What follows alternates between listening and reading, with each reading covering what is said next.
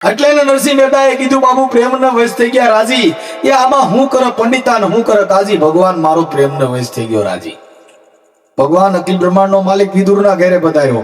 એ વિદુરના ઘેરે જયારે કૃષ્ણ પધાર્યા ત્યારે કેવા લેવા હતા માગી. આની પાસે કાંઈ તેવડ નહોતી, ગરીબ માણા હતા, પણ એટલો બધો અગાધ પ્રેમ થઈ ગયો ગરમ કાઢીને નાખી દીધો. જેને સાયલું મીઠા ખવડાવવા એ તોય ને જોયું જાગી પ્રભુ મારો પ્રેમનો વશ થઈ ગયો રાજી. આમાં હું કરે પંડિતા ને હું કરે કાજી.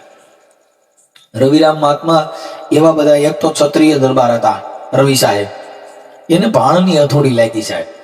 હવે ભાણ સાહેબ ને ત્યાં આગળ અહીંયા આવું નાનું ગામ હતું અને રવિ સાહેબ નું ત્યાં મુકામ હતું. એટલે ભાણ સાહેબે કીધું કે બાપા એક કામ કરો, અહીંયા રાતે ભજનિયા છે, બધા ગામ આખા કી આવો, રાતે ભાણ સાહેબ ના ભજન છે, બધા પાઠ પ્રસાદી ભજન સાંભળવા આવે. એટલે ગામમાં બધે અવાજ કરાવી દીધો, ભાઈ આજ ભાણ સાહેબ ના ભજન છે, બધા ભજન સાંભળવા આવો. એટલે એક ભાઈએ કીધું બાપા તમે ભજનિયા રાતે બંધ કરી દીધો. કા કે અમારા રવિ સાહેબ ફોજદાર છે ને એનું અહીં રાતે મુકામ છે, અહીં રાતે ધોળકા પેટીયું વગાડશે, બાપા બહોળા તોડી નહીં છે, અમારા ફોજદાર છે બહુ કડક. એટલે ઓલા ભાઈ ને કીધું કે એક કામ કરો કે કઈ ભજન રાતે નહીં ગાવા દે. ના બાપા એ ફોજદાર બહુ મગજના ટેક છે, બધા મારી તોડી નહીં ગયા. તો એને કહી દો રવિ કેતા પણ સૂર્ય થાય અને ભાણ કેતા પણ સૂર્ય થાય. રવિ એટલે સૂર્ય, ભાણ પણ સૂર્ય, બેની રાશિ એક થાય. એટલે ભાણ સાહેબ એ ભાઈ ને કીધું ભાઈ આજે એક કામ કર કે તમારા રવિ સાહેબ ને કહી દો કે તારો બાપ ભાણ ભજન ગાય છે, બંધ નહીં થાય. અરે બાપા કે હમું બોલાતું નથી. એ ભાઈ જે હોય જાન કહી દે ભાણ ને કે આ તારો બાપ રવિ ભજન ગાય, ભાણ ભજન ગાય છે, બંધ નહીં થાય. રવિ સાહેબ ને જેમ કીધું બાપા ને તો કોઈક ભગત આવ્યો છે, માળાઓ પહેર્યું છે, ભીમ સાહેબ એનું નામ છે, અને એ તો કહે છે તારા બાપ રવિ કહી દીજે કે તારો બાપ ભાણ ભજન ગાય છે. એવું કીધું તો હા બાબુ. ઈ રાતના 10, 11, 12 વાગ્યા હતા. ઢોલકાનો અવાજ આવ્યો ને રવિ સાહેબ ને નીંદર નું આવ્યું. એટલે ત્યાં ગયા બંદૂક લઈને, પોલીસના લુગડા બુગડા પહેરી. ઈ ભડાકો જયારે ભાણ સાહેબ અમે ટાઈકો ના ભજન હાલતા હતા ન્યાઝે તા બાપુ કારતૂસ જ નહોતા બધું. જઈને જોયું નાળવું ખોલી તો એક કારતૂસ જ નહીં. રવિ સાહેબે કીધું કે શું કર્યું ભગત? કે મારા કારતૂસ ભૂલાઈ ગયા. શું થયું? હું તો સડાવી જ નીકળ્યો હતો.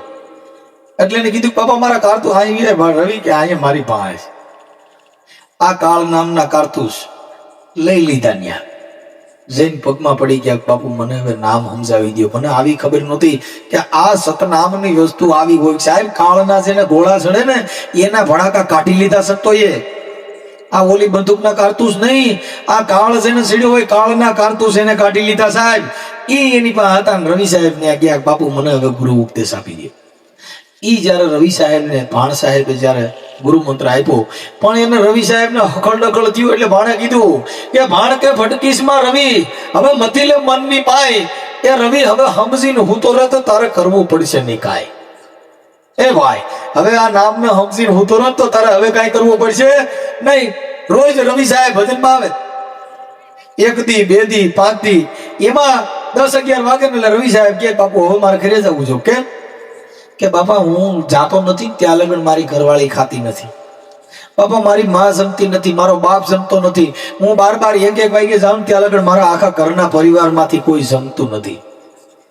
ભાણ સાહેબે કીધું ભાઈ રવિ આ દેહના મોહ હોય, અહીંયા એવો ક્યાંય પ્રેમ ન હોય. આ તો તું નોકરી કરે ને પગાર આવે છે એટલે ન ખાતા હોય પગે એવું કઈ હોય નહીં. અરે ના બાપા કે હું 1 વાગ્યા લગન જાણું તો મારી ઘરવાળી ખાતી નથી, મારી માં જમતી નથી, મારા છોકરા જમતા નથી, આખું ઘર ભૂખ્યું હૂતું હોય છે. બાપુ હું જયારે જાઉં ને ત્યારે આખું પરિવાર જમે છે. કે રવિ તો એક દી જોઈ. રવિ સાહેબ ને ભાણ સાહેબે કીધું રવિ આજ મોરજીને હુઈ જાય છે માથા ઓઢી, અને તારી માનન પરિવારને કહી છે મને તબિયત સારી નથી. એટલે રવિ સાહેબ મોર ગયા. એની માને એની ઘરવાળીને કીધું પણ આજે 5 વાગ્યાનો મને મુજારો થાય છે ને ડાબા પડખામાં દુખાય, મારી તબિયત સારી નથી, મને ઘડીક થાય પરસેવો વિરાગ છે.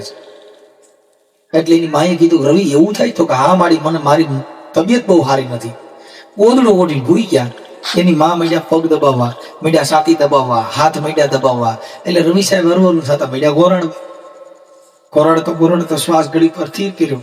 તાઈની માએ કીધું કે ઉઠો તો હા મારો રવિ કે શ્વાસ ઊંચો લેવા માંડ્યો છે.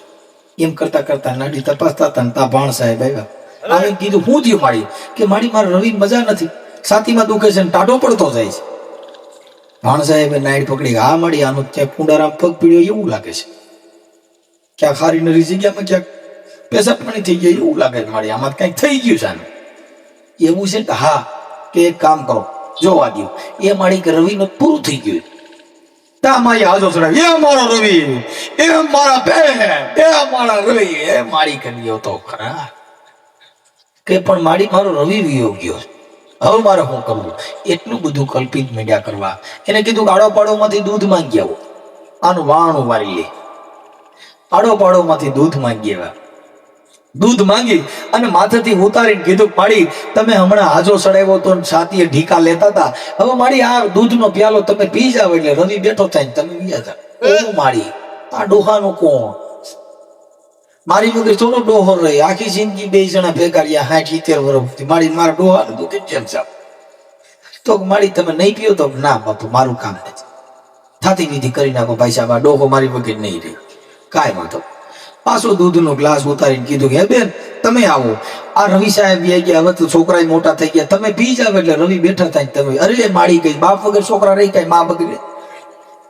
એ માડી કઈ હવે મારું થાતું હોય કરી નાખો કે આપણે જે થાતી વિધિ કરી આખા ઘરમાંથી એના બાપને કીધું કે બાપા હવે તમે પી જાઓ અરે બાપા કે આ ડોહી મારે અટણા ગઢપણ મારે આ બધી ડોહીને મૂકીને મારા છોકરાનું ધ્યાન રાખવું મારાથી કે બાપા હવે નહીં જે અમારી થાતી વિધિ હોય ને રવિની કરી નાખો ભાણ સાહેબે કીધું બાપા કોઈ નહીં પીયો રવિ સાહેબ હું હા બોલતા હતા કાંઈ એક દિવસ મારી વગર ખાતા નહોતા આજા જવાબ દે જો